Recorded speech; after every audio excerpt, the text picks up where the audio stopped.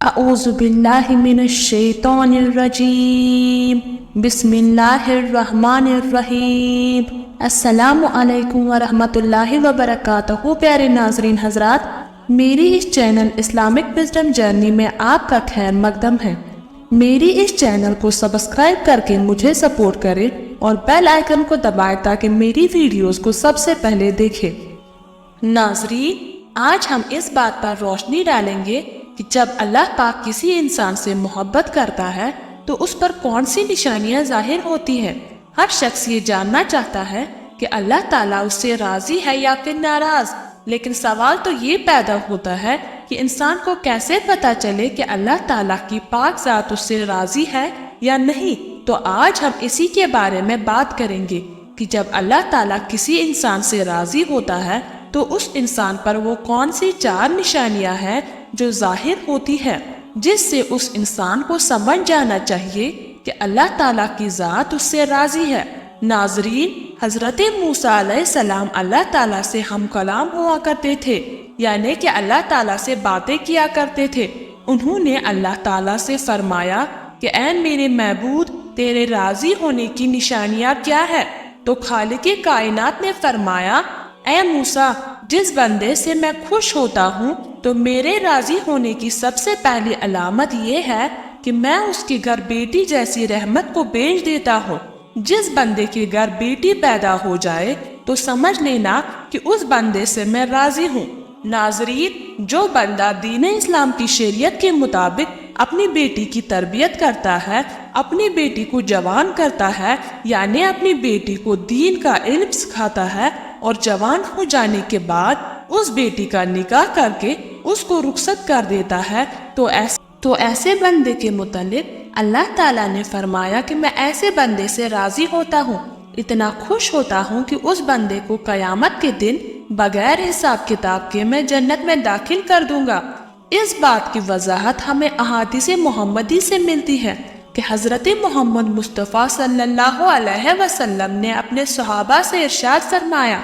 کہ اے میرے صحابہ، جس بندے کی 3 بیٹیاں ہوں اور وہ اپنی تینوں بیٹیوں کی اچھی طرح پرورش کرے، میرے دین کی تعلیم دے، تینوں بیٹیوں کو قرآن سکھائے، حلال کا لقمہ انہیں کھلا کر ان تینوں بیٹیوں کو جوان کرے، اور جوان کرنے کے بعد شریعت محمدی کے مطابق یعنی میری شریعت کے مطابق اپنی بیٹیوں کا نکاح کر کے ان کو رخصت کر دے، تو مجھے قسم ہے اس اللہ کی کہ جس کے قبضہ قدرت میں میری جان ہے، وہ بندہ مجھے اتنا پسند ہے کہ قیامت کے دن نفسا نفسی کا عالم ہوگا، اور وہ 3 بیٹیوں کا باپ اور میں جنت میں اس طرح داخل ہوں گے جس طرح یہ دونوں انگلیاں آپس میں ملی ہوئی ہیں۔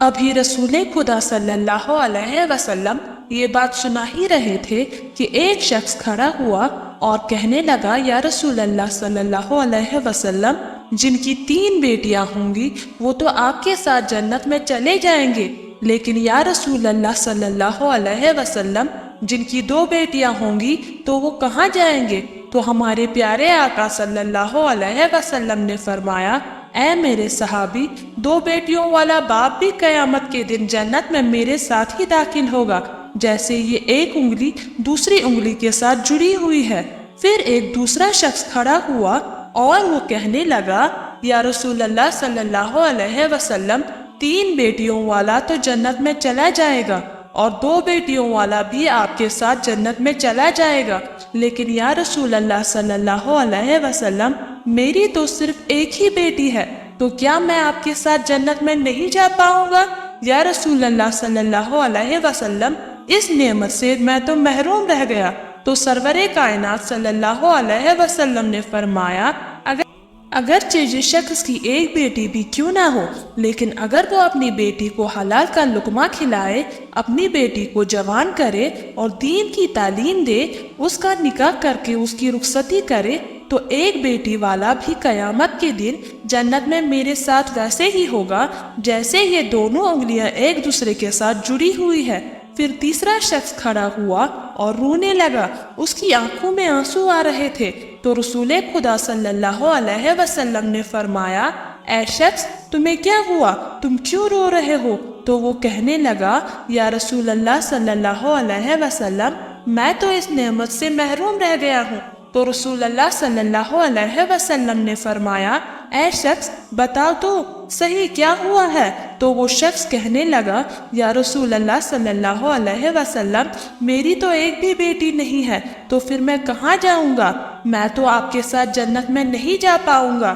تو سرور کونین صلی اللہ علیہ وسلم نے فرمایا اے شخص کیا تمہاری بہن ہے؟ اس شخص نے کہا جی ہاں یا رسول اللہ صلی اللہ علیہ وسلم میری ایک بہن ہے۔ تو رسول اللہ صلی اللہ علیہ وسلم نے فرمایا اپنی بہن کے منہ میں حلال کا لقمہ ڈالو، یعنی اس کو حلال رزق کھلاؤ، اپنی بہن کی پرورش کرو، اس کو دین کی تعلیم دو، اس کو قرآن کی تعلیم دو، شریعت کے مطابق اس کا نکاح کر کے اسے رخصت کر دو۔ تو قسم ہے رب ذوالجلال کی قیامت کا دن ہوگا، نفسا نفسی کا عالم ہوگا، تو اور میں جنت میں ایسے ہوں گے جیسے یہ دونوں انگلیاں ایک دوسرے کے ساتھ جڑی ہوئی ہیں۔ تو ناظرین یہ ہے بیٹی کی شان و مرتبہ، بیٹی اللہ تعالیٰ کی رحمت ہوتی ہے۔ پھر اللہ تعالیٰ نے حضرت موسیٰ علیہ السلام سے فرمایا کہ اے موسیٰ میرے خوش ہونے کی دوسری نشانی یہ ہے کہ میں جس قوم سے راضی ہوتا ہوں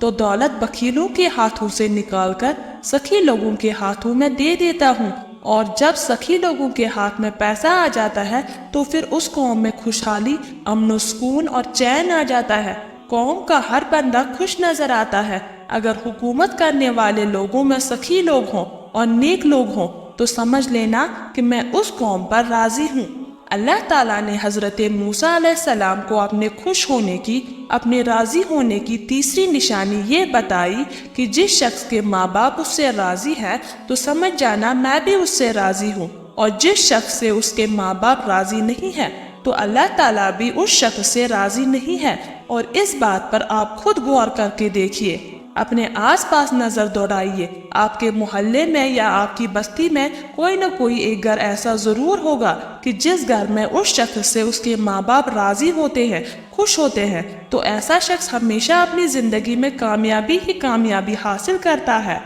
اور کہیں نہ کہیں آپ کے آس پاس کوئی ایسا گھر بھی ہوگا جس میں اس بندے سے اس کے ماں باپ راضی نہیں ہوتے، ناخوش ہوتے ہیں، وہ اپنے ماں باپ کی فرما برداری نہیں کرتا، تو ایسا شخص اپنی زندگی میں ہمیشہ ناکام ہی رہتا ہے، اس کے کام ہوتے ہوتے رک جاتے ہیں اور رزق میں کمی ہونے لگتی ہے۔ تو ناظرین اپنے ماں باپ کی خدمت کرو، اپنے ماں باپ کی عزت کرو، اپنے ماں باپ کو راضی کرو، ماں باپ کو خوش رکھو، ان سے دعائیں لو، ان کا حال پوچھو، ان سے محبت سے تھوڑی دیر گفتگو کرو، اور اگر تمہارے ماں باپ تم سے ناراض ہیں، ناخوش ہیں، تو انہیں راضی کرو، ان سے معافی مانگو، اور اللہ تعالیٰ جس بندے سے خوش ہوتا ہے اس بندے کو اپنے ماں باپ کی خدمت میں لگا دیتا ہے۔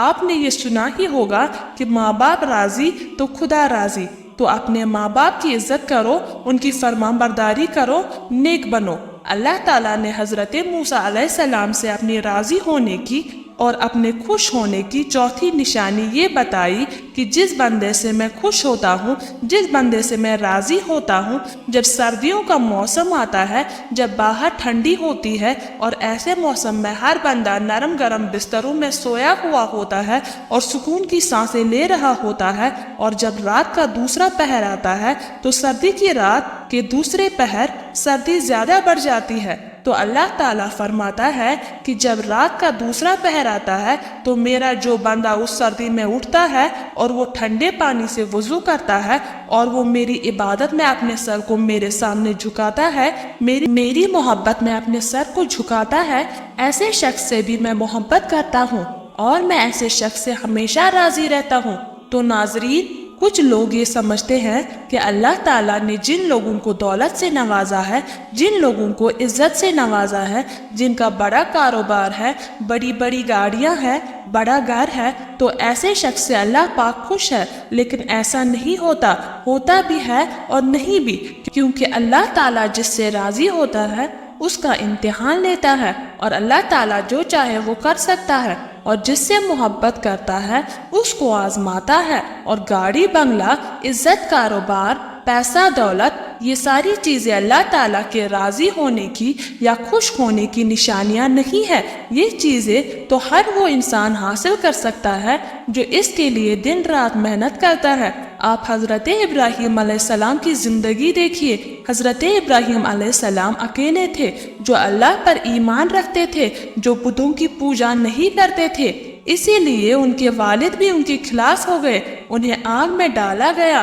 ان کے لوگ ان کے خلاف ہو گئے۔ سوچو اگر اللہ تعالیٰ ان سے اتنی محبت کرتا تھا اور ان کے ساتھ ایسے معاملے ہوئے، اللہ کی طرف سے ایسی آزمائشیں آئی اور حضرت ابراہیم علیہ السلام نے ہر آزمائش کو ایمان کے ساتھ، صبر کے ساتھ، اللہ تعالیٰ پر یقین کے ساتھ پورا کیا۔ اور آج ہم یہ کہتے ہیں کہ جس شخص کے پاس اچھا کاروبار ہے، دولت ہے، بڑی گاڑیاں ہیں، بڑے بنگلے ہیں، بڑی زمینیں ہیں، جائیدادیں ہیں، اللہ تعالیٰ صرف ان سے ہی محبت کرتا ہے۔ ایسا نہیں ہے،